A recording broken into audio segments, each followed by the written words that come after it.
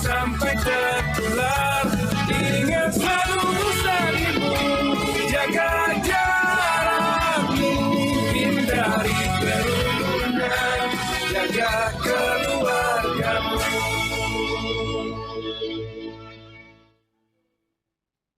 Halo pemirsa, apa kabar ya? Selamat pagi semuanya. Mudah-mudahan di tengah libur panjang ini Anda selalu sehat dan tidak bosan-bosan menjalankan protokol kesehatan ya. Dan seperti biasanya ketemu lagi dalam dialog Satgas Penanganan COVID-19. Walaupun harinya berbeda, biasanya hari Rabu kita pindah ke hari Kamis. Kita masih bicara mengenai COVID dalam angka. Narasumbernya agak berbeda hari ini karena nambah, bukan cuma Dr. Dewi Nur Aisyah, tapi juga ada Bapak Sony Hari B. Harmadi SEME. Jadi kalau Dr. Dewi ini adalah Ketua Bidang, nanti dulu aku salah, Informatika dan Data, begitu ya Wi ya. Kalau Pak Sony ini Ketua Bidang Perubahan Perilaku. Ya betul. Pokoknya kalau udah ngomongin 3M, ingat pesan Ibu, orangnya setelah Pak Doni yang ngomong terus-terusan biasanya Pak Sony, ya kan?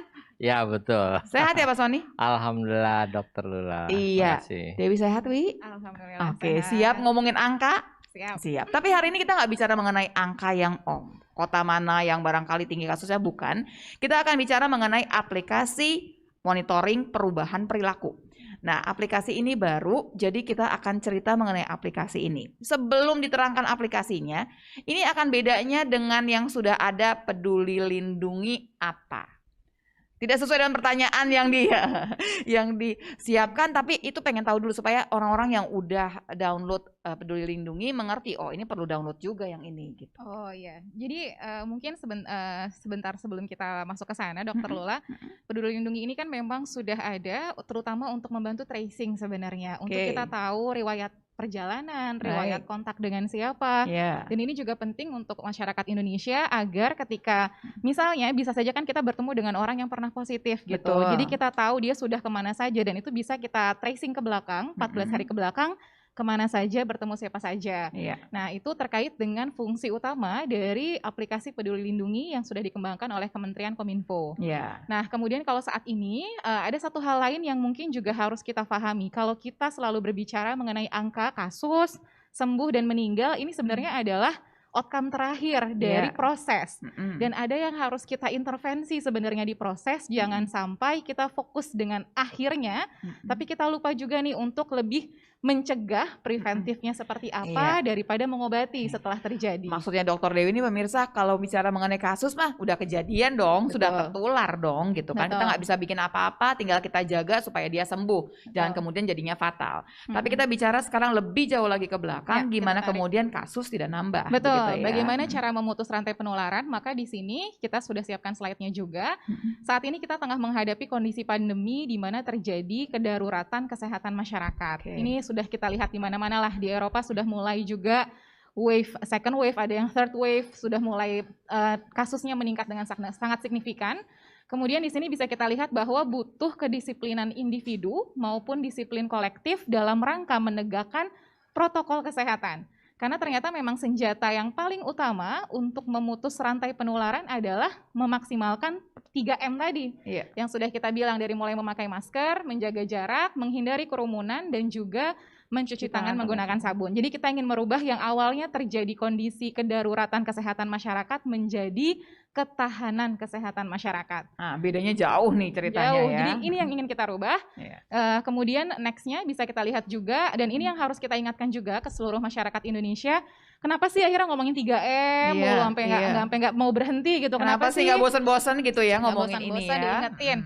Nah, jadi kalau kita lihat di sini memang ternyata 3M ini adalah senjata yang sangat ampuh untuk kita memutus rantai penularan COVID-19. Kalau kita lihat di sini sebenarnya dengan kita mencuci tangan menggunakan sabun, potensi penularan aja ini bisa turun sampai dengan 35%. Kalau kita menggunakan masker kain, ini berbahan katun 3 lapis, ini resikonya turun sampai 45%. Sedangkan kalau menggunakan masker medis, ini sampai memutus rantai penularan sampai efektivitasnya 70%. Menjaga jarak minimal 1 meter, ini mampu mengurangi resiko sampai dengan 85%. Nah, kalau semuanya dilakukan nih, dikombinasikan 3M ini, maka akan dapat mengurangi resiko penularan sampai 99,99%. Sangat tinggi potensinya. Berarti udah tahu dong caranya supaya nggak Betul. ketularan sebetulnya ya. Nah, Baik. kalau kita lihat, kita sudah tahu nih, ini ada manfaat yang sangat besar dari 3M. Maka Ya. next, selanjutnya, yang harus kita pahami juga, yang pertama, kita tahu SARS-CoV-2 yang menyebabkan penyakit COVID-19 ini cepet banget nyebarnya dari satu orang ke orang yang lain.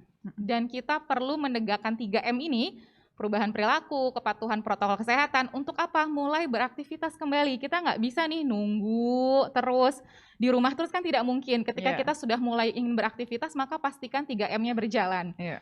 Maka kita harus melihat kondisi di lapangan, bagaimana kedisiplinan masyarakat Indonesia, adanya potensi-potensi kerumunan, dan bagaimana kepatuhan institusi atau lembaga dalam rangka melaksanakan protokol 3M.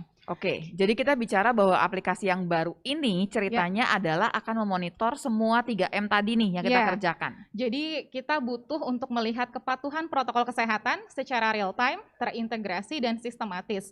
Maka lahirlah sistem monitoring perubahan perilaku yang ada di tengah-tengah masyarakat ini. Oke, saya ke Pak Sony dulu. Ini kalau ngomongin perubahan perilaku kan bagiannya Pak Sony nih sebetulnya ya Pak Sony ya.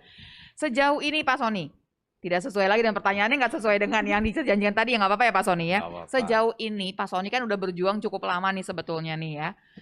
Ya walaupun baru beberapa bulan rasanya sudah semua dikerjakan. Kan nggak ada hari libur kalau di sini ceritanya. Nah pertanyaannya seberapa jauh sih masyarakat sudah patuh? Ya, jadi sebetulnya itu kan harus terukur dengan data.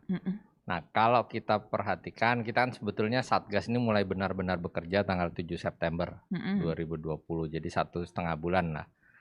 Jadi kita bandingkan data BPS bulan April 2020 dengan data BPS bulan September 2020. Oke. Jadi begitu kita mulai bekerja, kita minta tolong pada BPS supaya mereka melakukan survei tentang kepatuhan masyarakat terhadap protokol kesehatan.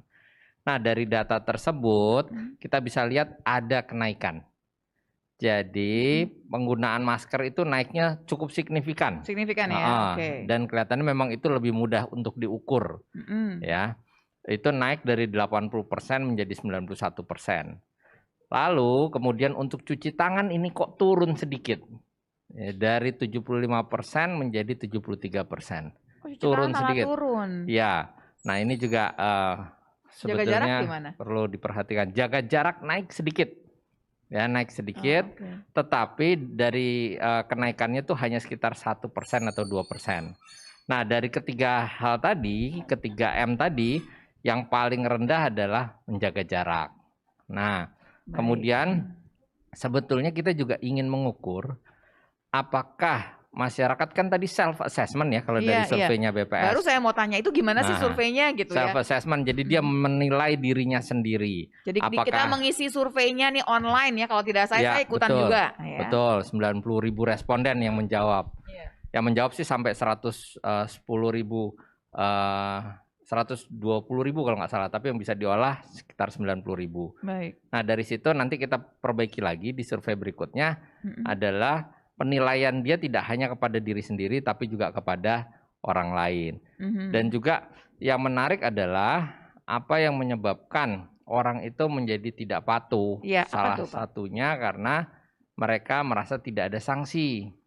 Tidak ada sanksi. Ini dari surveinya nih Pak ya? Ya, dari survei. Baik. Tidak ada sanksi, dan ternyata kalau dibandingkan dengan survei di berbagai negara konsisten. Jadi kalau kita perhatikan hasil survei yang dilakukan oleh misalkan Inggris, ya waktu itu saya lupa nama institusinya, dilakukan oleh beberapa negara Eropa, ternyata salah satu faktor yang menyebabkan tidak patuh karena tidak ada sanksi. Jadi pada masyarakat yang semakin maju tuh ternyata sanksi itu sangat dibutuhkan. Nah, kemudian jadi semakin maju semakin bandel nih ceritanya Ya, ya. Kalau nggak dicubit ya nggak dikerjakan. Berarti mereka nggak ngerti dong fungsinya untuk mereka nih, kegunaannya 3M-nya. memang kalau di Asia Timur kan sudah terbiasa mereka ya melakukan 3M, tapi di beberapa negara itu belum terbiasa melakukan 3M. Nah, kemudian yang penting juga adalah kita mendorong orang melakukan perubahan perilaku di Indonesia agar patuh 3M nih, agar dalam jangka panjang mereka bisa terhindar dari penyakit-penyakit infeksi. Betul. Jadi dalam jangka pendek kan Dokter Lula tahulah, dalam jangka pendek kita ingin memutus rantai penularan dan mengakhiri pandemi ini. Dalam jangka panjang kita membiasakan masyarakat untuk hidup bersih dan sehat. Nah, cuma kita ingin membangun itu berdasarkan kesadaran, Iya. bukan berdasarkan paksaan. Oleh karenanya, kami mencoba melakukan edukasi kepada masyarakat secara masif, lalu dipantau dengan aplikasi ini. Aplikasi ini sangat membantu, dibuat oleh Dr. Dewi untuk mengamati, memonitor, dan mengevaluasi bagaimana perubahan perilaku di masyarakat secara real time. Gimana Nah. caranya tuh, udah langsung pengen tahu kan langsung. Ini Dokter Dewi juga yang bikin ternyata. Ini gimana sih ngitungnya tuh, gimana bahwa ini orang pakai masker, yang lihat siapa? Kalau tadi kan self assessment, kita ngisi sendiri seberapa sering pakai masker, sekian sering gitu kan ya. Nah kalau yang ini gimana? Bukan kita yang ngisi berarti? Oke, kita kasih gambarannya dulu. Yang Iya. pertama, jadi memang yang harus kita pahami adalah kita ingin melihat terutama pada titik-titik kerumunan. Kenapa? Karena potensi penularan di sana juga sangat tinggi. Baik. Ada banyak orang berkumpul, maka dalam sistem dan aplikasi ini jadi ada dua yang dibangun sebenarnya. Iya. Satu, aplikasi untuk petugas di lapangan yang akan menginput data berdasarkan apa yang dia lihat pada saat itu juga. Dan yang kedua adalah dashboardnya untuk melihat hasil dengan cara data yang sangat banyak sudah terkumpul langsung dianalisis secara otomatis. Oke, kita bagi pelan-pelan ya, karena kalau kayak gini, kalau kecepatan agak bingung nih pastinya. Jadi pertama ada petugas, nanti ada petugas yang memang akan bekerja untuk mengambil Menginput data. menginput Jadi yang data. pertama ini bisa kita lihat, ini slide-nya juga sudah ada. Ada titik-titik kerumunan di Indonesia, misalnya pasar, mungkin Iya. di mall, tempat Iya. wisata yang sekarang Iya. juga lagi liburan misalnya, tempat ibadah, restoran, dan lain sebagainya. Baik. Nah, jadi tujuan utamanya adalah untuk memantau kepatuhan masyarakat pada titik-titik tersebut, titik-titik rawan di mana memang ada banyak kerumunan. Nah, siapakah yang akan melaksanakan di sana yang untuk melakukan pemantauan? Maka ada aplikasi yang sudah dikembangkan memang didesain khusus untuk petugas di lapangan nih. Mulai dari TNI, Polri, Satpol PP, Duta Perubahan Perilaku di bawah Pak Sony yang juga turun ke lapangan dan langsung memantau, dan dia melihat di depan saya ada 10 orang, dari 10 orang 7 menggunakan masker, 3 tidak. Dia tinggal mengentry angka saja, jadi bukan proporsi. Nanti semua laporan terkumpul di dalam back end, kemudian langsung kita analisis dan keluar grafik secara otomatis. Nih, Dokter Dewi, kalau 10 orang gampang ngitungnya. Kalau udah ratusan orang gimana ngitungnya? Kalau ratusan orang, makanya kita akan melihat dari batas pandang. Kan nggak mungkin juga dia ngitung ada 200, 400 kalau memang sudah banyak sekali orang. Nanti tadi kita juga sudah lihat aplikasi ini akhirnya juga sudah kita justifikasi lagi sesuai dengan kebutuhan di lapangan. Untuk Polri ini sudah di-merging dengan kebutuhan operasi justisi. Kemudian untuk perubahan perilaku ini juga sudah di-merging dengan kebutuhan dari bidang perubahan perilaku, ada program edukasinya. Jadi ada program perubahan perilakunya. Nanti lebih seru lagi ketika dilihat di edukasi, mereka menerima, menolak, atau berkomitmen. Ini kelihatan juga jadi nanti sebenarnya. ketahuan juga nih bagaimana penerimaannya. Betul. Begitu. Kemudian untuk Kemendagri, Satpol PP ini juga digabung dengan pemantauan kegiatan pilkada. Jadi semuanya laporannya real time. Saat itu juga masuk, saat itu juga laporan langsung terlihat. Contoh yang paling gampang barangkali ya. Nih Pak Sony ikutan ngobrol boleh loh Pak Sony. Jadi misalkan gini Pak Sony, saya kumpul misalkan di restoran A. Terus kemudian saya lihat ada 10 orang, saya jadi petugas gitu ya. Kemudian saya lihat, oh yang pakai masker cuma 2, karena yang melayani. Sisanya kan semua lagi makan. Yang 8 nggak pakai masker, saya akan input gitu. Betul. Perlu saya foto nggak tapi? Ada fotonya juga. Jadi nanti yang menarik juga di sini adalah foto-foto laporan real time dari lapangan itu terlihat. Dan ini bisa kita lihat macam-macam. Ada yang di tempat wisata, ada yang lagi tadi nongkrong-nongkrong depan rumah. Itu juga kelihatan bagaimana kegiatan masyarakat terutama di titik-titik kerumunan dalam rangka menerapkan 3M. Dan ini bukan hanya kepatuhan individu saja yang kita ukur, tapi yang kedua kita juga mengukur kepatuhan institusi. Jadi ada 2 variabel sebenarnya di sini karena dibutuhkan 2 kombinasi dari kepatuhan individu dan kepatuhan institusi untuk menjadikan ketangguhan komunitas. Nanti pertanyaannya kurang lebih akan terlihat seperti ini dari mulai menggunakan masker, apakah dia menjaga jarak, ini kan langsung terlihat ketika masuk datanya. Kemudian bisa langsung kita lihat juga hasilnya. Kepatuhan institusi juga sama, nanti petugas akan datang, misalnya dia datang ke kantor, dicek ada nggak ya fasilitas cuci tangannya, ada nggak ya sosialisasi protokol 3M harus begini nih, ada nggak pemeriksaan suhu tubuh, ada nggak sih pengawas protokol kesehatan, dan seberapa sering dilakukan pembersihan atau disinfeksi. Ini juga nanti akan terlihat di sini. Oke. Kalau kemudian banyak yang nggak pakai masker gitu ya. Kemudian apa yang terjadi? Cuma lapor saja atau bagaimana jadinya? Kalau petugas di lapangan tentu ada juga jumlah, kalau kita ya variabelnya, ada juga jumlah orang yang ditegur Dokter Lula. Nanti udah mau lihat hasil atau belum nih? Jadi kalau sekarang Oke. Dari awal jangan sampai lihat hasil dulu. Jadi kita mau lihat dulu gambarnya seperti apa ya. Yang pertama kita kasih gambar petanya dulu aja kali ya. Nah ini contohnya Dokter Lula adalah kita sudah punya dashboard. Jadi di lapangan bentuknya aplikasi. Dan aplikasinya ini juga uniknya adalah laporannya semua personil bentuknya kayak Instagram feed gitu. Jadi masing-masing bisa ngelihat. Oh ada teman saya dari Bali ngelapor, ada teman saya dari Jawa Tengah ngelapor. Laporannya seperti apa? Kelihatan semuanya. Nah kalau nanti bentuknya di back end-nya, misalnya dari level provinsi, level kabupaten kota, dari level saya di nasional kita bisa lihat. Nah kita ke slide peta yang pertama bisa kita lihat di sini. Ini adalah titik-titik pelaporan. Itu ada di mana yang hijau. Baik. Yang hijau ini adalah titik-titik laporan, bentuknya juga sama. Tadi ketika laporan masuk bisa dilihat di ujung sebelah kiri, dalam 6 jam terakhir ada 339.000 laporan masuk dari personil di lapangan. Baik, ini hijau ini bukan berarti bagus. Bukan, ini titik-titik ini aja pin, ya. betul. Bahwa ada yang melapor. Ada yang melapor di titik ini. Dan karena bentuknya sangat precise, kita mencatat latitude sama longitude-nya dia mengirimkan laporan. Jadi kelihatan lokasi-lokasinya di mana. Jadi 6 jam terakhir ini bisa kita lihat ada 339.288 minimal dianggap laporan. kerumunan ini berapa orang? Sebenarnya tidak harus kerumunan, berapa yang mereka lihat di hadapan mereka itu bisa langsung dimasukkan saja datanya karena tidak ada batasan. Yang kedua, kalau yang hijau ini tadi titik laporan, yang kedua ada titik berwarna kuning. Nah, ini apa lagi? Ini menunjukkan titik personilnya ada di mana. Nah, personil pun kita bagi dua, ada yang online, ada yang offline. Ini semua bisa kita lihat juga sebarannya di Indonesia, mereka lagi sedang ada di mana. Ini juga tercatat. Ini personel yang tadi ya, dari mulai Satpol PP, ada TNI, Polri, sama anak buahnya Pak Sony. Anak buahnya Pak Sony ada berapa banyak Pak Sony? Sementara yang terdaftar baru 17.700.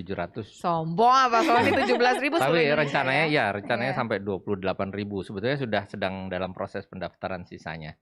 Jadi 17.000. Dan mereka ini harus melapornya ini berapa kali dalam satu hari? Setiap hari. Jadi gini, berbeda dengan pelaporan yang TNI Polri tadi. Kalau yang tim kami itu kami sebut sebagai duta perubahan perilaku. Duta ya? Duta. Nah, tugas mereka satu melakukan edukasi kepada masyarakat. Jadi bukan cuma mencatat tapi melakukan edukasi. Ini beda dengan relawan ya? Beda, ini duta. Lain lagi ya? Duta. Nah, tim duta ini memang spesifik untuk perubahan perilaku. Baik. Nah, kemudian mereka sudah kita training, terus kemudian mereka harus mengedukasi. Ada beberapa target sasaran, seperti petugas lapangan, penyuluh KB, pendamping desa, dan seterusnya. Mereka harus datang ke rumah-rumah, door to door, dengan target keluarga. Loh, mereka ini udah termasuk dutanya termasuk? Iya, duta. Oh, baik. Nah, terus kemudian yang mahasiswa, itu mereka datang ke key opinion leader. Jadi tokoh-tokoh kunci. Nah, kemudian juga mereka bisa datang ke komunitas-komunitas melakukan edukasi. Datang ke pesantren, datang ke kantor desa, datang ke kantor-kantor, institusi, ke rumah makan, dan seterusnya. Selain mereka mengedukasi, mereka juga melaporkan. Jadi melaporkan hasil atau feedback atau respon masyarakat terhadap edukasi yang diberikan. Nah, jadi tadi seperti Dr. Dewi bilang, ada yang menolak, ada yang menerima, ada yang berkomitmen. Jadi bukan cuma menerima tapi ya saya akan jalankan. Lalu kemudian mereka ada tingkatannya lah ya, sampai yang abai lah, cuek aja. Betul, mereka juga harus menjadi teladan. Jadi menjadi teladan, mereka juga harus melaksanakan protokol kesehatan secara ketat. Lalu kemudian mereka juga memonitoring tadi, misalnya monitoring kerumunan. Saya lihat ada 100 orang, 100 orang kebanyakan ya. Saya lihat ada 10 orang, 2 orang tidak pakai masker, 8 orang pakai masker. Setiap hari ini kan mereka akan melapor. Tempat yang samakah, dan dalam tempat yang sama itu berapa kali dia akan melapor? Kan misalnya gini, kan 24 jam. Atau barangkali sehari cuma 3 kali laporan di tempat yang sama, atau tempatnya harus berbeda, atau bagaimana? Nah, kalau yang duta perubahan perilaku tuh ada yang bekerja pada skala RW dan kelurahan. Jadi dia tetap di titik RW kelurahan itu di RW terus itu gitu ya. Aja ya. Tapi ada juga yang pada skala kecamatan dan kabupaten. Walaupun di RW tersebut, tapi bisa berpindah tempat dong. Misalkan gini Pak, Bisa. hari ini di pasar gitu ya misalkan. Terus besok di tempat di sekolah atau barangkali Bisa. di mana gitu ya Bisa, tempatnya. tapi kami minta mereka ada satu waktu mereka misalkan memfoto di tempat yang sama, jam yang sama, dengan angle yang sama. Pengen tahu setelah edukasinya dijalankan, begitu? Ya, jadi melihat dari waktu ke waktu itu ada perubahan perilaku atau tidak. Oh, oke ya, bagus Gitu. banget ya. Sebetulnya bisa kelihatan begitu jelas. Tadi Dokter Dewi menceritakan sebegitu banyak laporan itu diolah di sini, diolahnya untuk apa sebetulnya? Diolahnya tentu untuk melihat satu, untuk memantau kondisi di lapangan di 514 kabupaten kota sampai level terkecil. Kemudian di sini juga Dokter Lula, jadi kita juga sudah siapkan juga slide-nya untuk melihat berdasarkan lokasi titik-titik kasus positif atau klasternya lah dia berada di mana. Baik. Jadi kita overlaykan untuk melihat oke, pemantauan harus difokuskan pada titik tertentu.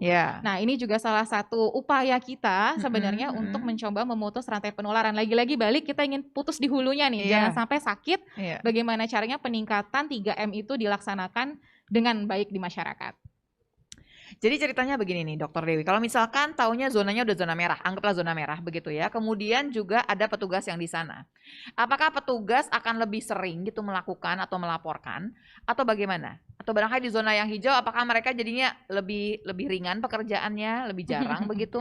Sebenarnya kalau untuk pelaksanaan monitoring protokol kesehatan ini tidak membedakan warna zonasi apapun. Karena tetap ini adalah sebuah kebiasaan baru yang semuanya harus belajar. Jadi nggak ada pembedaan antara zona hijau mau zona merah atau kuning.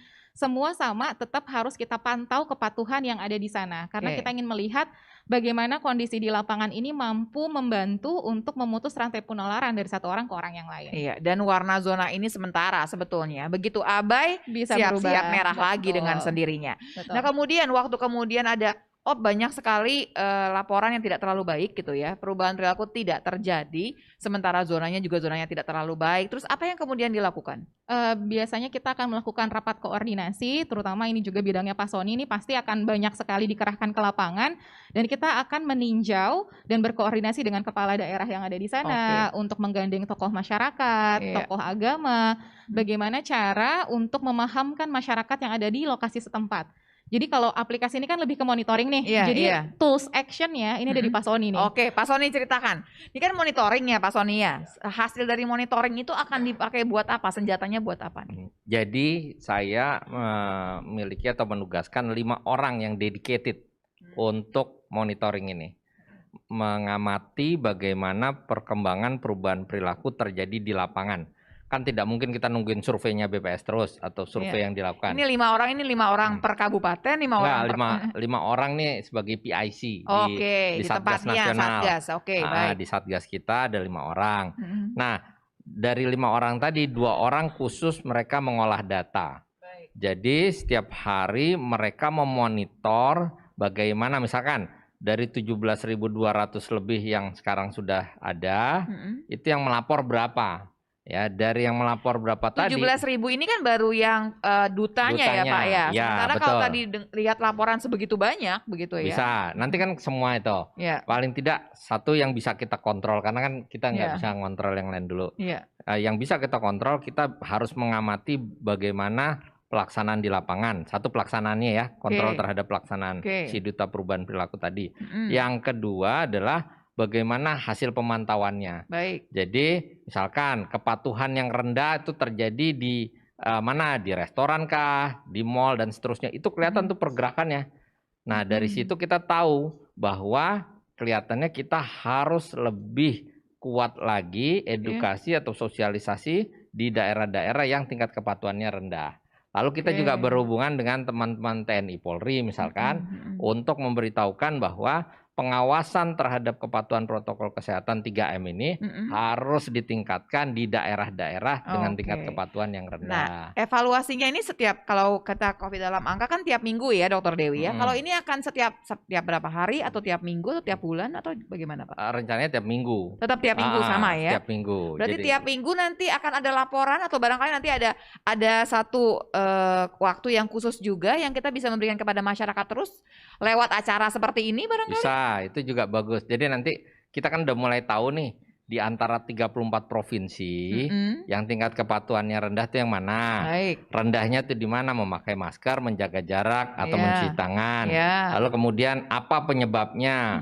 Lalu kemudian dalam edukasi siapa yang cenderung menolak? Kita kan Oh, bisa tahu dan baik. seterusnya. Jadi ini triknya, jurusnya apa yang harus dikerjakan nih udah bisa Betul. tergambar ya dari Ini data yang strategi. kita punya. Strategi berikutnya berdasarkan data dari monitoring di Iya. aplikasi Kita ini. sampai sudah bisa detail sekali siapa yang menolak karena apa gitu ya. Dan Ya. biasanya yang ditolak tuh dari 3M itu yang mana sebetulnya. Betul, Oke. betul. Jadi kami sebetulnya juga karena 17.223 tadi itu kami bisa terhubung dengan mereka, kami juga Iya. bertanya kepada mereka Iya. apa kendalanya, lalu kemudian ketika menyampaikan edukasi tadi, Iya. kesulitannya kenapa mereka tidak menerima, terus cenderung yang tidak menerima Oke. seperti apa. Ini sudah mulai. Kapan mulainya yang paling mungkin bahkan sudah berapa hari mulai? Apa yang kelihatan setelah ini? Selama beberapa hari mulai ini? Jadi kalau untuk yang Satgas Duta Perubahan Perilaku tuh Ya. baru benar-benar terbentuk itu kira-kira seminggu yang lalu. Ya. Tapi seminggu ini sudah mengirim data. Sudah. Jadi Baik. baru seminggu yang lalu kami tuh gini, datanya harus lengkap. Nama, nomor induk kependudukan, Iya. alamatnya dia ya. Lalu kemudian dari data tadi kita verifikasi dulu. Lalu kemudian setelah itu kita melakukan pelatihan kepada mereka, Baik. pembekalan. Jadi apa yang harus mereka sampaikan dalam edukasi, lalu bagaimana mereka Jadi ini 17.000 memonitor. orang ini sudah siap dan sudah mengirimkan gitu Sudah ya. di lapangan masukan. ini Sudah sekarang. di lapangan. Iya. Kalau dari Dokter Dewi gimana? Kalau dari yang lain kan kita baru Duta Perubahan Perilaku. Kalau yang Satpol PP, yang TNI, Polri. Ya, jadi ini Dokter Lula kita punya gambaran sebaran personil untuk monitoring perubahan perilaku yang ada di Indonesia.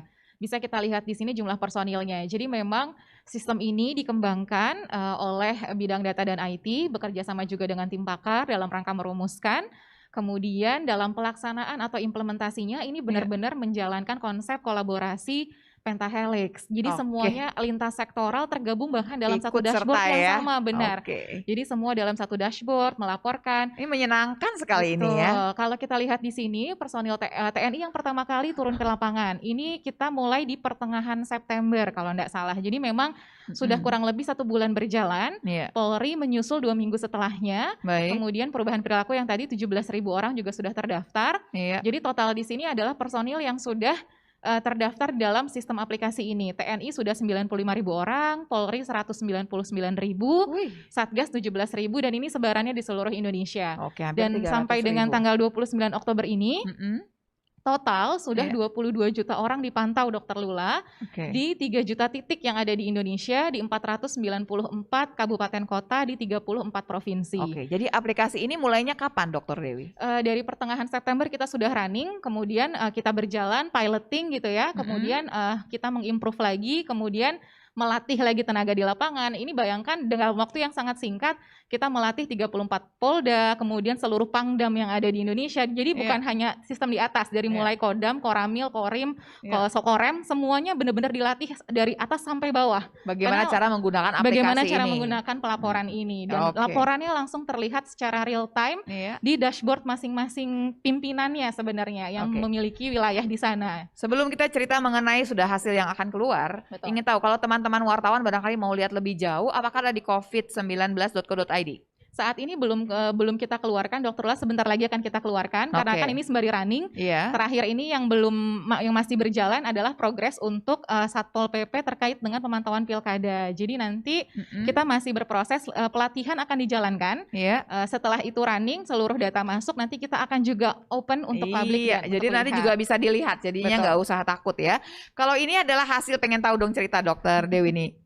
Oke, sekarang kita lihat hasil kali ya Dokter Lula. Jadi kita berbicara angka, ini terkait dengan kepatuhan memakai masker. Dari tempat-tempat yang sudah dipantau di lapangan, ini orang ya, kalau kita lihat individunya, ternyata memang yang pertama kebanyakan kepatuhan yang cukup rendah ini adanya di restoran. Bisa jadi tadi mereka lagi makan atau udah habis makan mereka ngobrol. Nah ini kan harus kita lihat juga. Nah itu menghitungnya tuh gimana kalau lagi Nah. makan kan nggak mungkin dong pakai masker.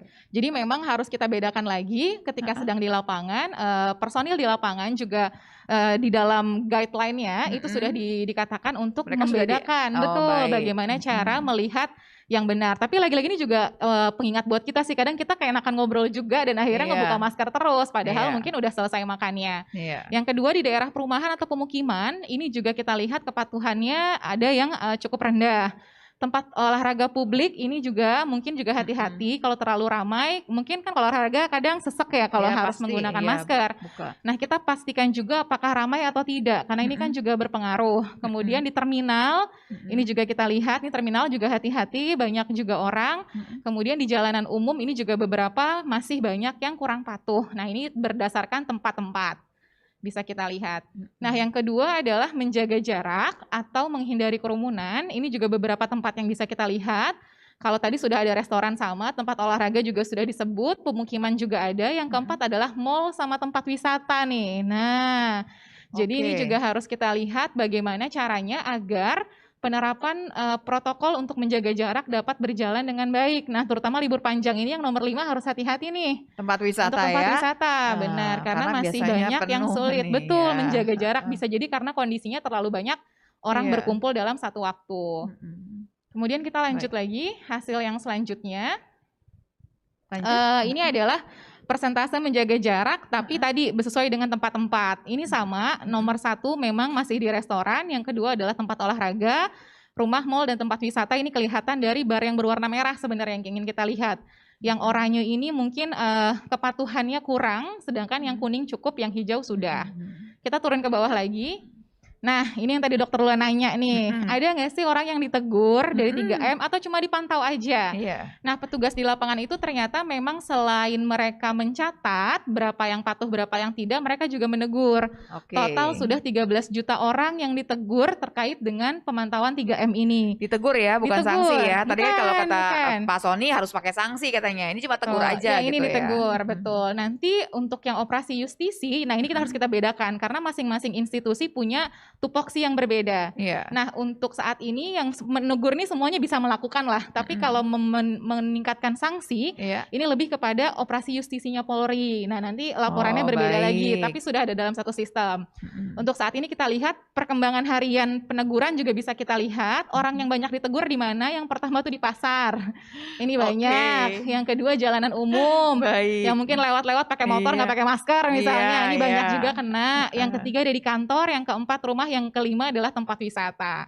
Rumah ini kan di perumahan bukan? Bukan di Betul. dalam rumah orang pakai masker bukan, ya? di luar, di Akhirnya. jalanan. Iya. Nah, kemudian yang kedua tadi kita sudah berbicara kepatuhan individu, selanjutnya adalah kepatuhan institusi. Nah, kita lihat Ini nih bisa ya. kita lihat juga di seluruh Indonesia sudah ada 34.000 institusi yang diinspeksi lah kurang lebih. Ada di 114.000 titik di 468 kabupaten kota, 34 provinsi. Nah, Baik. bisa kita lihat di sini ternyata memang yang tidak patuh ada di 48 kabupaten kota, yang kurang patuh ada di 36, yang patuh ada 16, walaupun kita temukan banyak nih, 368 kabupaten kota sudah cukup patuh, sangat patuh untuk melaksanakan protokol 3M di institusinya. Pak Sony, ini sebetulnya ngebantu sekali tidak nih aplikasi ini? Iya dong. Jadi instead of daripada kita cuma nungguin survei, ya kan? Iya. Survei penting. Survei, Jelas apalagi surveinya survei. kan self assessment, kita isi Iya, sendiri nih iya. kalau jujur ya gitu. Dan survei yang berikutnya akan diperbaiki dengan juga menilai orang lain. Nah ya.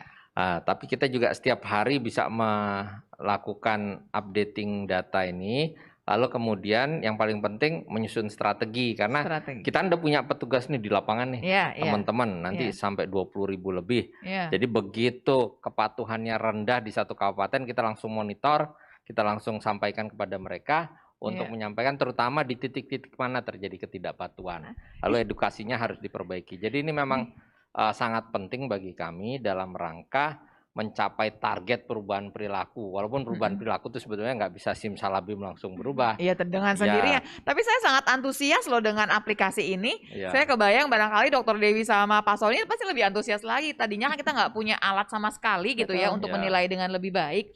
Nah kalau ini kan betul-betul kita punya data, strategi itu udah sesuai banget. Kalau kita bicara bikin baju, ini tuh benar-benar yang tailor made, benar-benar dijahit buat kita gitu kan, Ya, lebih dan- menyenangkan. Dan Dokter Dewi juga bantu karena gini, saya kan butuh beberapa hal. Kami Iya. kan butuh di bidang perubahan perilaku informasi yang ditangkap Iya, mungkin sedikit berbeda dengan yang TNI Polri tadi. iya. Sehingga kami minta beberapa Tambahan informasi lagi ya, ditambahkan. Nah iya, itu ternyata juga faktor-faktornya. sangat membantu kami untuk menyusun strategi yang lebih tepat lagi ke depan. Ih, seneng ya, mudah-mudahan semua jadi patuh kemudian ikut. Apalagi Dokter Dewi?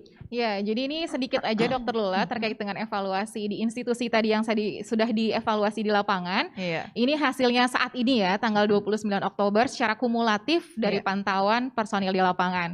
Ini bisa kita lihat ketersediaan fasilitas cuci tangan ada di 68% institusi, sedangkan 31,85% ini Tidak belum tersedia. ada ketersediaan fasilitas cuci tangan. Hand sanitizer juga sama, yang tidak ada sekitar 36%. Kemudian Oh. sosialisasi ini penting nih, harusnya di semua tempat orang sudah Ada. mulai menggaungkan 3M. Ternyata Iya. 40% tempat yang sudah dievaluasi ini tidak ada bentuk sosialisasi terkait dengan protokol kesehatannya. Walaupun kita baru bicara ketersediaan ya. Betul. Tingkat selanjutnya adalah menggunakan yang sudah ada Betul. gitu ya. Nah, kalau Oke. kita lihat di sini juga terkait dengan ketersediaan petugas pengawas suhu tubuh, ini variabel keempat yang coba kita evaluasi. Iya. Di 42% tempat ini tidak ada. Kemudian pengawas protokol kesehatan ini sebenarnya yang penting untuk mengingatkan sih, Iya. terutama di titik-titik kerumunan sekitar 41,69% ini Iya, belum supaya tidak ada. berkerumun, betul. Kemudian pelaksanaan disinfeksi ternyata 40% ini Mm-mm. belum dilaksanakan secara rutin. Baik. Nah, ini juga mengingatkan kita semua, misalnya tadi kita mau pergi ke tempat wisata, kita mau pergi ke daerah yang mana, belum Iya. tentu loh itu dibersihkan setiap hari. Berarti kita mesti lebih berarti kita hati-hati yang kan. harus lebih meningkatkan kewaspadaan Baik. dan meningkatkan kepatuhan kita untuk memastikan tangan kita ini selalu bersih. Baik. Nah, kemudian yang selanjutnya adalah terkait dengan lokasi ya. Kalau tadi sudah disebutkan sudah ada 3 tergabung. Ada TNI, ada Polri, ada Oh, juga ini- Satgas Perubahan Perilaku. Kita Baik. lihat berdasarkan provinsi. Jadi ini juga berbeda antara satu provinsi dengan provinsi yang lain. Kalau kita lihat TNI ini paling banyak berlokasi di Jawa Timur, ada 12 ribuan. Kemudian Sumatera Utara 9.000, Jawa Barat 8.000. Ini berdasarkan apa nih sampai Ini- kenapa ini Jawa jumlah. Timur lebih tinggi daripada ini berdasarkan Enggak, ini sebenarnya lebih ke arah berdasarkan petugas yang memang dialokasikan untuk menjadi pengawas bukan COVID-19. karena bahwa kasusnya lebih banyak bukan. tidak? Makanya ini terlihat berbeda. Polri pun berbeda. Jawa Timur nomor 1, yang kedua DKI Jakarta, ketiga Jawa Barat. Jadi memang tidak ada hubungannya dengan apakah dia zonasinya apa, tapi lebih ke jumlah arah penduduk juga nggak ada urusannya nggak sebetulnya ada. ya. Tapi nanti Oke. memang dalam analisis pun akan kita bandingkan agar lebih fair. Karena ada daerah yang Betul. memang maksimal personil saya segini, nggak bisa ditambah lagi. Nah, ini Baik. memang juga kita pahami keterbatasan seperti itu. Iya, baik. Kayaknya kita nggak akan bisa membahas semua slide nih ya, Dokter Dewi ya. Saya pengen, ayo Pak Sony, waktunya nggak terlalu banyak lagi. Cerita lebih jauh mengenai aplikasi ini supaya kita semua semangat nih. Kan saya ngelihat bagaimana Dokter Dewi dan Pak Sony semangat dengan aplikasi ini. Ya, jadi aplikasi ini sudah dipakai. Lalu kemudian kami juga ada beberapa sih yang mungkin nanti diberi masukan kepada Dokter Dewi dan tim. Ada beberapa hal yang ingin kami tangkap juga Iya. di lapangan. Lebih jauhnya, lebih detailnya lagi. Ya, lebih begitu detailnya. Ya. Lalu kemudian memang ini masih baru sebatas pada penggunaan Android. Iya. Nah, kita nanti akan kembangkan lebih lanjut lagi. Dan menurut saya aplikasi ini udah sangat membantu ya. Iya. Cuma memang nanti kita juga akan berkoordinasi dengan Satgas daerah. Harapan kita Iya. Satgas daerahnya juga sudah segera terbentuk karena masih banyak yang belum terbentuk. Nah, dari sini kita menginformasikan pada Satgas daerah karena mereka yang sangat dekat dengan masyarakatnya, mereka supaya tahu di mana kelemahannya sehingga mereka juga melakukan intervensi yang tepat, kira-kira Iya. gitu. Cara menegurnya semuanya barangkali ya. Betul. Bagaimana caranya mengajak semua orang kemudian patuh dengan 3M. Balik lagi pemirsa, ingat pesan Ibu, ada yang namanya 3M, pakai masker, menjaga jarak, mencuci tangan pakai sabun, dan menghindari kerumunan sebetulnya. Ini selalu digaungkan oleh Pak Sony dan Dokter Dewi, tidak selesai-selesai. Hari ini kita bicara mengenai satu aplikasi yang nanti juga akan membantu lebih jauh lagi. Dan saya kepengen sekali buru-buru nih, bisa sebulan, 2 bulan kemudian, bahwa aplikasi ini kemudian bisa melaksanakan tugasnya dengan baik supaya strateginya sesuai nih Pak Sony. Supaya Pak Sony udah nggak repot lagi teriak-teriak, tapi semua orang dengan senang hati melakukan 3M karena untuk kita sendiri. Melindungi diri sendiri, melindungi negeri tentunya ya. Terima kasih banyak buat Dr. Dewi, terima kasih banyak Pak Sony. Terima kasih. Sukses buat aplikasinya. Kita akan tunggu bagaimana kemudian hasil dari aplikasi tersebut. Kalau Anda adalah jurnalis, silahkan tunggu di covid19.co.id. Terima kasih banyak untuk semua perhatiannya. Sampai jumpa lagi di dialog Satgas Penanganan COVID-19 berikutnya. Salam.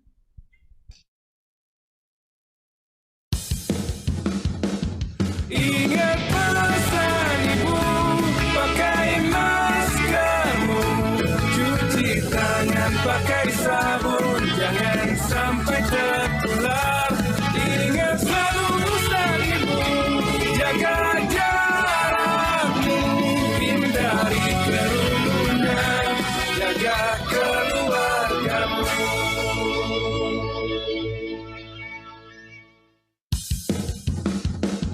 Ingat pesan ibu, pakai maskermu, cuci tangan pakai sabun, jangan sampai tertular.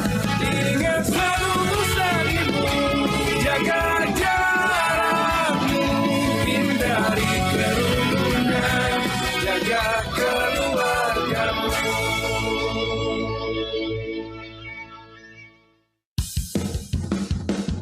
Ingat pesan ibu, pakai maskermu, cuci tangan pakai sabun, jangan sampai tertular. Ingat selalu pesan ibu, jaga jarakmu, hindari kerumunan, jaga keluargamu.